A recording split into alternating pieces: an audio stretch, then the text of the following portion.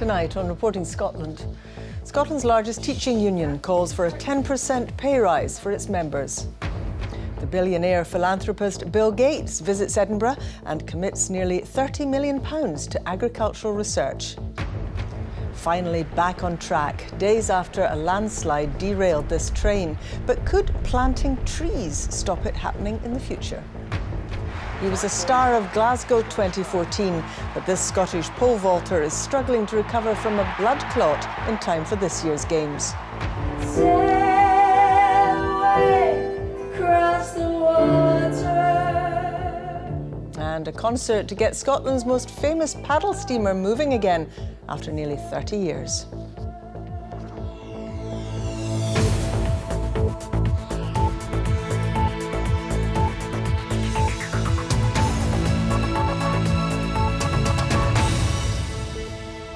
Good evening.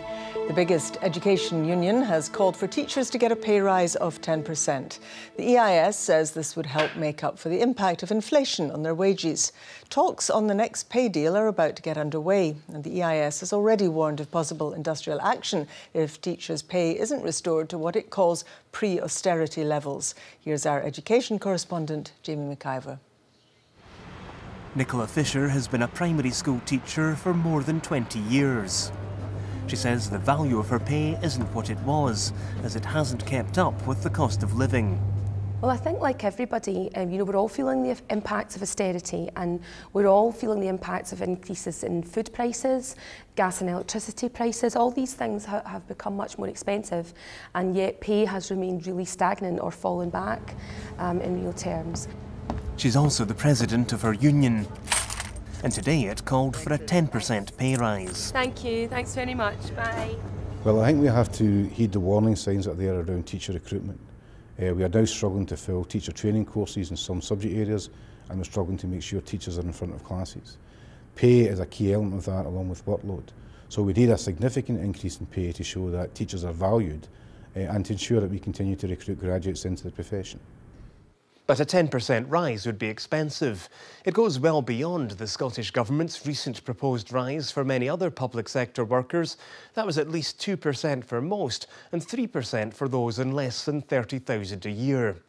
Teachers' pay is negotiated by a committee involving unions, the government and councils, and it's due to meet soon. The Scottish Government wasn't able to put anyone forward for interview, but it told us it should be noted this government was the first in the UK to commit to lift the 1% public sector pay cap, and the teachers' pay deal for 2017 to 18 reflects this commitment. Meanwhile, council body COSLA said pay had to be sustainable and affordable. All brightly early and active this morning. The government values its relations with teachers, though both the EIS and SSTA unions have raised the possibility of industrial action if there isn't a significant pay rise. Many other workers have seen the value of their wages fall in recent years, and even some who are sympathetic may wonder if such a big rise for teachers is currently realistic. Jamie McCaig, Reporting Scotland. The Microsoft co-founder Bill Gates is giving away another share of his personal fortune. He's donating almost £30 million to Edinburgh scientists working to improve the health of farm animals in the developing world. He made the announcement alongside the International Development Secretary Penny Mordaunt at Edinburgh University's Roslin Research Centre in Midlothian. From there, here's our correspondent Glenn Campbell. We involve our undergraduate veterinary students. We have 4 of This them computer here. science We pioneer involve is our now undergraduate almost veterinary as interested students through in the their science student of research food and farming, challenges investing heavily in Edinburgh University research to make livestock in the developing world healthier and more productive. But why here? Oh, well, there's great world-class understanding both of animal disease and how we can treat it, and in how we enhance the genetics so that you can get, say, the same type of milk or egg productivity that we have up in the UK. Getting anywhere close to that down in Africa would be very transforming. To what extent? Oh, well, the chickens in Africa typically would lay a couple eggs, whereas if you give them the right breeding stock, you could get that up to 10 to 12. The aim is to help millions of farmers in Africa and beyond earn their way out of poverty. The Bill and Melinda Gates Foundation is funding research alongside the UK government.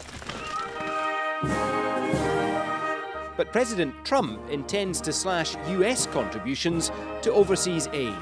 But America first does not mean America alone. Well, the U.S. has continued to be the largest aid donor in the world, and I'm quite confident that'll continue because the decision is not only the President, it's also the U.S. Congress, which has maintained aid levels and is very committed to the key programs. The UK is and will remain an outward-looking global research superpower.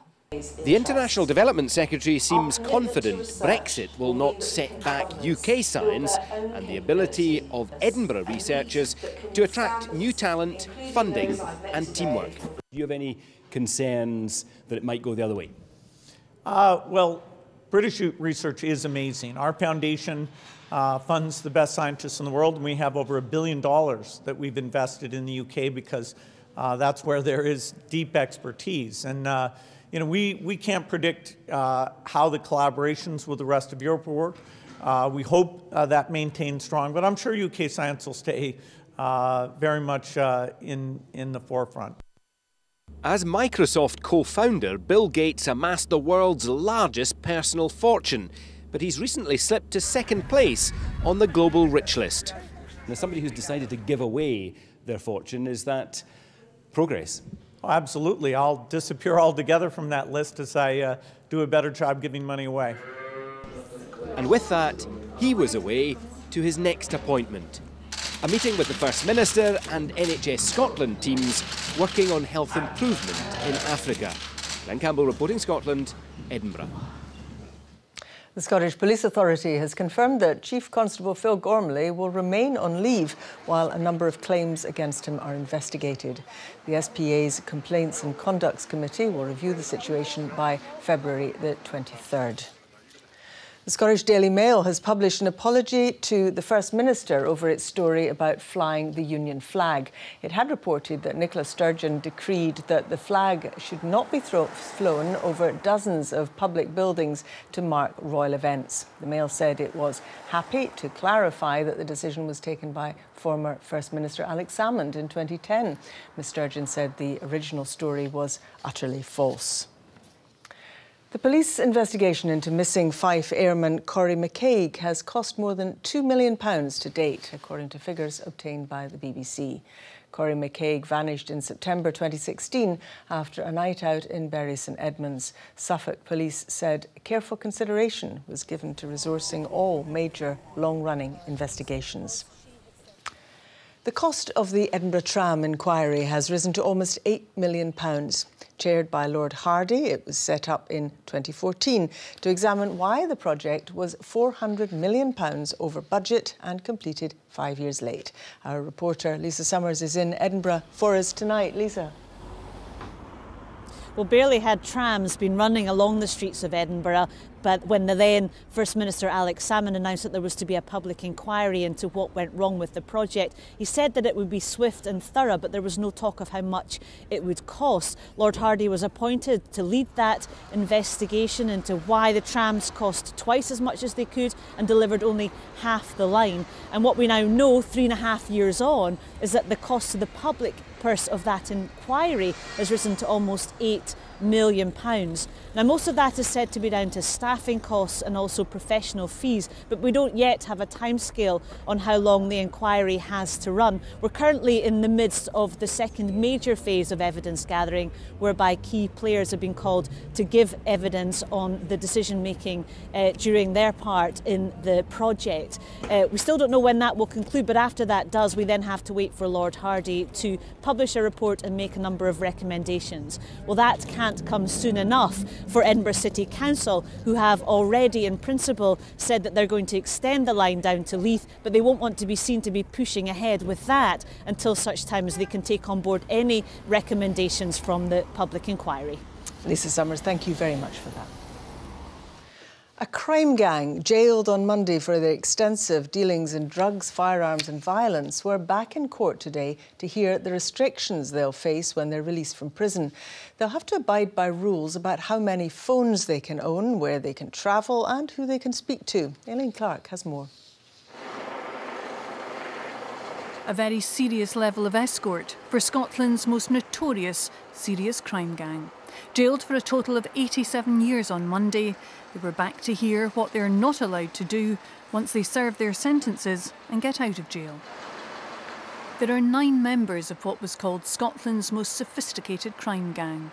3 of the men we can't show for legal reasons, but the serious crime prevention orders passed on 7 out of the 9 so far all forbid them from getting in touch after they get released. Just one of the measures to try and ensure they never try to put this gang back together. And that's for good reason. This arsenal of weapons was uncovered in a lock-up garage in Glasgow, hidden in a secret compartment in this car, all carefully wrapped and neatly labelled. The biggest stash of handguns and submachine guns Scottish police had ever come across. But illegal firearms for their own use and to sell on was just one branch of the trade this gang was involved in. Their main business was as one of the UK's biggest cocaine wholesalers. A business enforced with shocking levels of violence, as illustrated by the torture and kneecapping of a drug dealer, then thrown from a car in this area of East Kilbride. He was so badly injured he couldn't even crawl away. Well, I think in modern day policing we need a range of tools to counter the impact of serious and organised crime. And once these men serve their time behind bars and come out back into everyday life, then they'll be under a number of restrictions which hopefully will stop them going back into that criminal lifestyle. Their operation was organised through a complex network of encrypted mobile phones and anti-surveillance technology. For 5 years after their release, restrictions will include how many mobile phones or SIM cards they can have, limits on the number of email accounts or hiding their search history. They'll need to give notice if they want to travel outside Scotland, and there's restrictions on bank accounts and cash. In relation to a particular question about internet use, Lord Beckett said the restriction imposed would not stop the internet being used for work, hobbies, watching films, or ordinary lawful things. It's expected restriction orders on the 2 remaining gang members will be determined in March. Aileen Clark, reporting Scotland, Glasgow. Planting more trees could be the answer to protecting roads and railways from landslips. That's according to the forestry organisation Confor. They say the government should look to Austria and Switzerland, where trees are commonly used to protect against the effects of the weather. Today, engineers freed a train from the mud after it ploughed into a landslide in the Highlands on Monday. A slip also closed the main Glasgow to Edinburgh rail line earlier this week. Our environment correspondent Kevin Keane reports. The final push to free a commuter train stuck in the mud all week. This huge landslip was caused by rain saturating the land, making it too weak to hold. But what if something was binding it together? Not a wall or a reinforcement, but a natural solution. This forestry expert says more trees could be the answer. It's about reducing runoff of water off these sites and providing greater strength to the soil and greater stability. It's no guarantee, but it is widely used in other parts of Europe. So, for example, in Switzerland, about half the forests in Switzerland are managed as what they call protection forests, to protect infrastructure and protect towns and villages. How and when to reinforce our slopes are questions engineers have long battled. Like here at the Rest and Be Thankful, the most vulnerable are the ones with few trees. Scientists say we just have to look at long-term weather data to see why. The latest decade has been the warmest decade in that long-term series. Why is that important? It's important because a warmer atmosphere has the potential to hold more moisture. So we have also seen an increase in rainfall. At its worst, the impacts can be deadly. This mudslide in California earlier this month left at least 18 dead and many missing. And it's not just in our mountains. The village of Gardenston on the Aberdeenshire coast is still cut off after several weeks. So who would pay for it?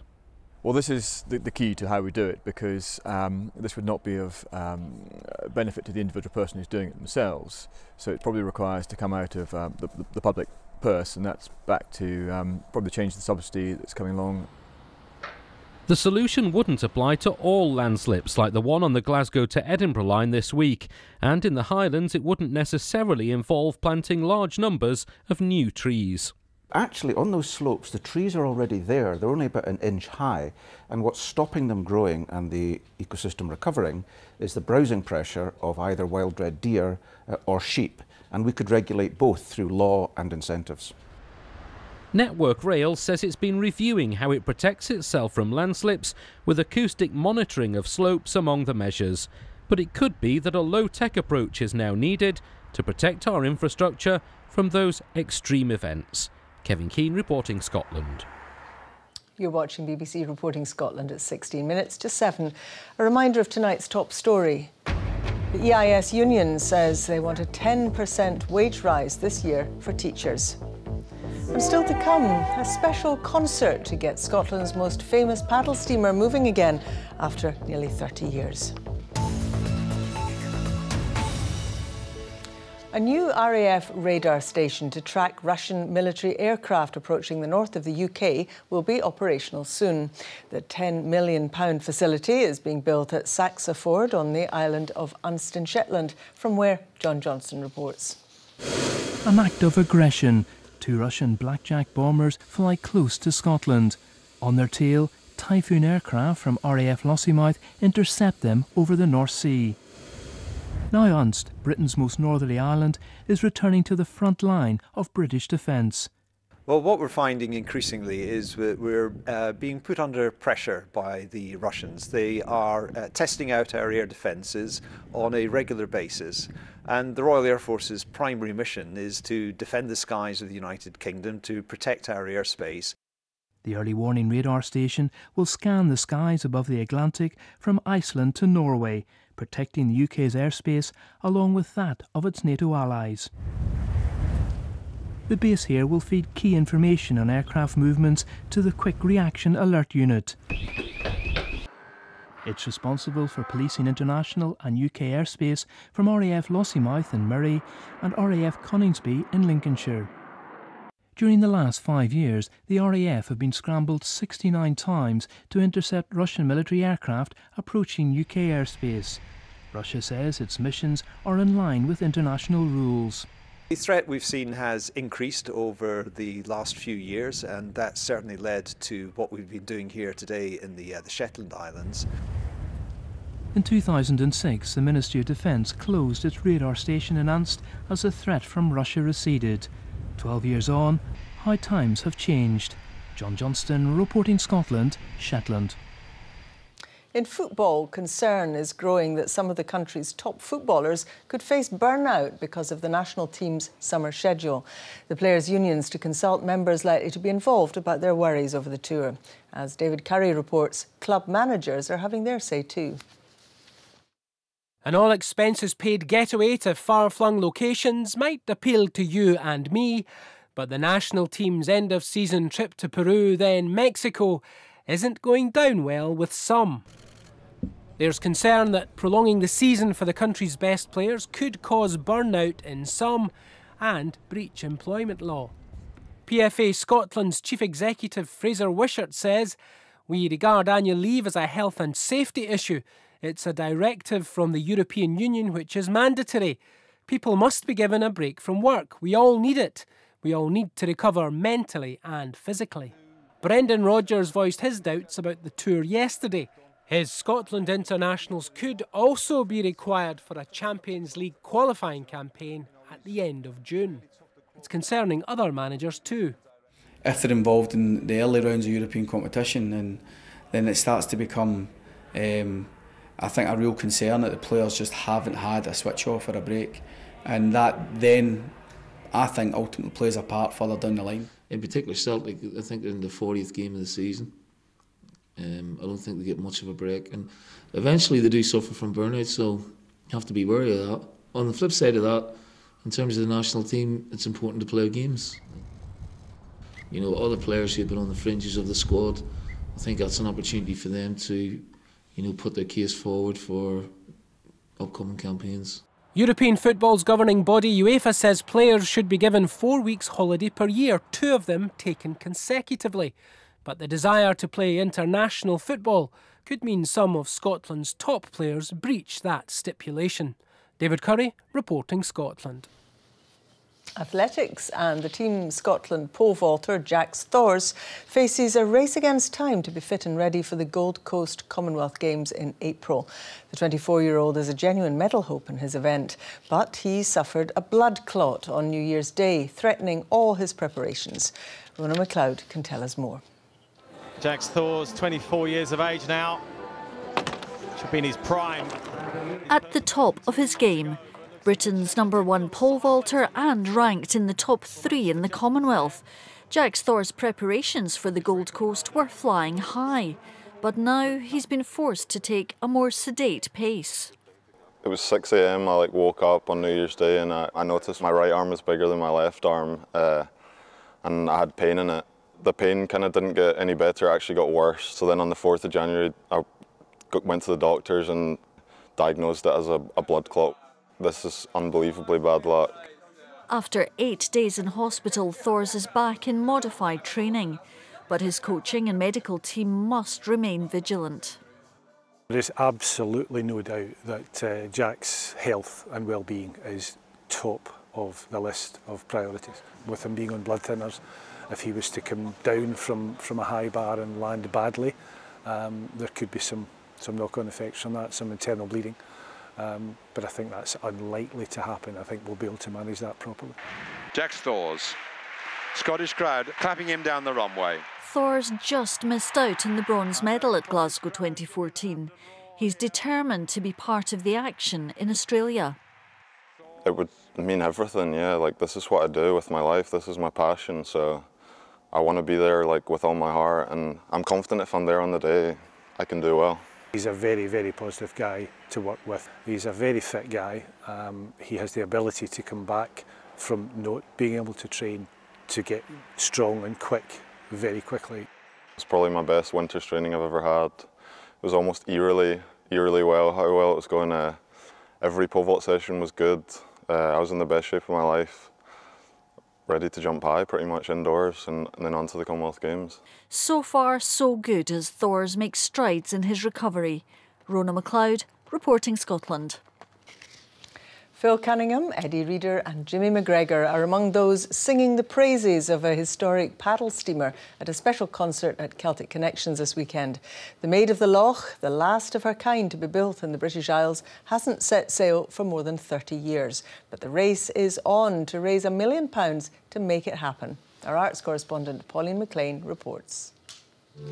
Sail away across the water. She hasn't sailed for more than 30 years, but it seems the Maid of the Loch still inspires musicians. Eddie Reader and Phil Cunningham are among those who'll take part in this special concert at Celtic Connections. And since they announced it, organisers have been inundated with material. People have been getting in contact with me, sending me songs that have been written, poetry, and one of the songs that we're doing was written by John Douglas, and which Eddie's singing, and it's just absolutely beautiful. But the concert is about more than celebrating the Maid. Enthusiasts have raised enough to restore her at Balloch Pier, but they're now ready for the last big push. We've done the ship up to such an extent now that when people come on board, some of them are asking when we'd actually sail. And it's a real disappointment to say to them, well, we need a new boiler and we need all these other things before we can do that. But I'm really confident now that if a small charity can raise £4.5 million, which is over 80%, then we'll get there. And that's where the musicians come in. The concert's part of a campaign to raise the final £1 million required by the summer. I hate seeing a musical instrument sitting on a wall. I like it to be in somebody's hands being used for what it was built for. And the same with this. If successful, the Maid could set sail as soon as the summer of 2019. And the musicians may well find themselves on board. I think it would be an amazing arts venue. And I, for one, would love to play in the boat. And I'm sure there would be, I'm not the only one, there'd be loads of performers who would love to play in this. Pauline McLean, reporting Scotland, Balloch.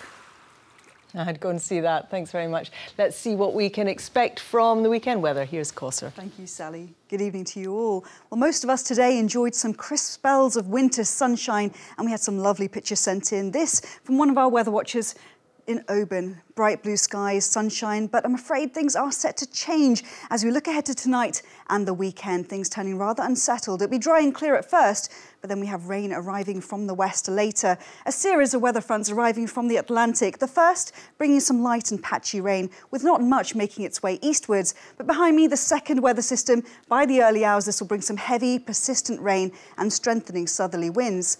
There'll be an early frost further towards the east where we have the clearer skies and that light and patchy rain here. But then by morning, we'll see some thicker cloud and outbreaks of heavy rain across the west coast, and temperatures will slowly start to recover by morning as well. So it means the weekend starts wet and windy. We have outbreaks of heavy rain for a time, making its way further towards the east. And as it clears, by mid-morning onwards, we're left with some sunny spells, but also some blustery showers. So if you're heading out around 3 o'clock, a lot of dry weather across the south of the country and temperatures climbing up to 10 to 12 Celsius. But with the strength of the wind, perhaps not feeling so mild. Further towards the north, more in the way of showers here. These showers could be heavy at times, maybe even the odd rumble of thunder, and wintry up over the hills, and some very strong winds around coastal areas too. If you're planning to head to the hills and mountains, then winds will be an issue, especially for more northern ranges here. These are sustained winds of 60 miles per hour, but we could have gusts of 70 to 80 miles per hour. And there will be some rain, some snow during the morning, with conditions slowly improving for the afternoon.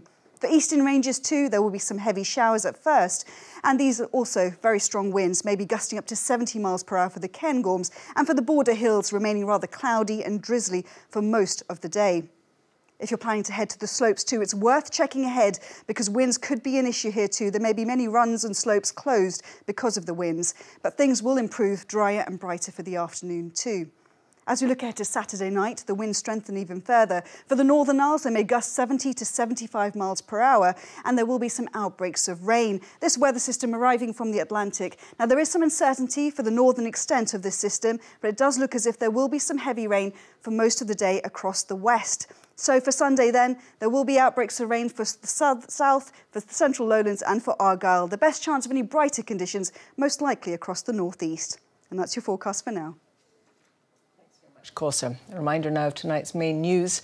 Donald Trump has told an audience of business and political leaders in Davos that his mantra of America first does not mean America alone. The president said the US was open for business. The biggest education union has called for teachers to get a pay rise of 10%. The EIS says this would help make up for the impact of inflation on their wages. That's Reporting Scotland. I'll be back with the headlines at 8 and the late bulletin just after the 10 o'clock news. Goodbye.